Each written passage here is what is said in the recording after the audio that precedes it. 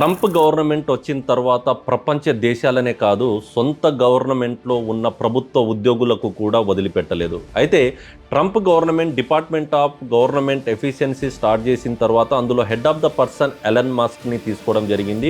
ఇక్కడ Elon Musk entry అయిన తర్వాత 23 lakhs మెంబర్స్ని మెయిల్ చేసి ఏమడిగారంటే మీరు లాస్ట్ వీక్లో ఏదైతే వర్క్ చేశారో అది 48 అవర్స్లో సబ్మిట్ చేయండి అని చెప్పారు. అయితే ఇక్కడ ఆన్సర్ ఒకవేళ కరెక్ట్ లేకున్నా సాటిస్ఫాక్షన్ లేకున్నా కూడా టెర్మినేషన్ చేసే అవకాశాలు ఉన్నాయి. We have this massive government with millions of people and nobody knows who's working for the government, who's not.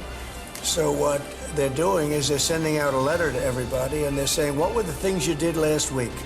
If you don't answer, essentially, there's a penalty to pay. Like, that's the end of the job. ఇప్పటికే చాలా ఎంప్లాయీస్ని తీసేయడం జరిగింది and కొన్ని డిపార్ట్మెంట్ని close చేయడం కూడా జరిగింది.